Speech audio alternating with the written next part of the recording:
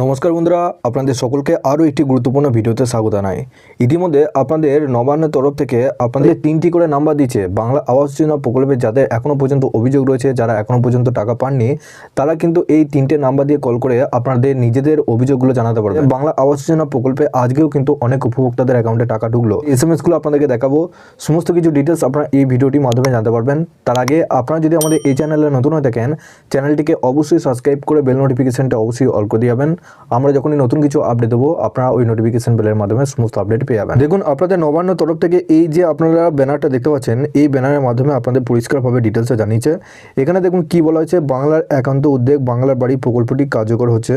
মাননীয় মুখ্যমন্ত্রী মমতা বন্দ্যোপাধ্যায় ঐকান্তিক প্রচেষ্টায় যারা অনুমোদন পেয়েছেন, তারা ইতিমধ্যে মোবাইলে এসএমএস পেয়েছেন। আপনাদের একটি করে এসএমএস পাঠাচ্ছে। সেই এসএমএস যদি আপনারা না পেয়ে থাকেন, সেক্ষেত্রে অসুবিধা নাই। তারা যদি কোনো সমস্যার সম্মুখীন হন বা তাদের যদি প্রথম কিস্তির টাকা পেতে কোনো সমস্যা হয়, অথবা ইতিমধ্যে যারা এই আর্থিক সহায়তা প্রথম কিস্তি টাকা পেয়ে গেছেন, তারা যদি কোনো সমস্যার সম্মুখীন হন বা তাদের যদি দ্বিতীয় কিস্তি টাকা পেতে কোনো সমস্যা হয়, তাহলে কিন্তু যোগাযোগ করুন। নিচে যে নাম্বারটা দেখতে পাচ্ছেন, এই নাম্বারে আপনাদেরকে কল করতে হবে।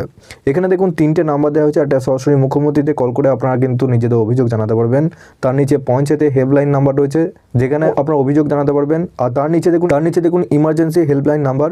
এই নাম্বারে কল করে আপনারা কিন্তু নিজেদের অভিযোগ জানাতে পারবেন। যে কোনো ধরনের দুর্যোগ হোক না কেন, সেক্ষেত্রে যে কোনো ধরনের দুর্নীতি হোক, আপনারা কিন্তু এই নাম্বারে কল করে সমস্ত ডিটেলস তাদেরকে জানাতে পারবেন। এর সাথে এখানে আপনাদের বলা হয়েছে, সম্পূর্ণভাবে রাজ্য সরকার তহবিল থেকে এই অর্থবর্ষে এই প্রকল্পের জন্য বরাদ্দ অর্থের পরিমাণ 14,773 কোটি টাকা। প্রাথমিকভাবে 12 লক্ষ পরিবারের সদস্যর ব্যাংকে অ্যাকাউন্টে প্রথম দফার 60,000 টাকা পৌঁছে গেছে।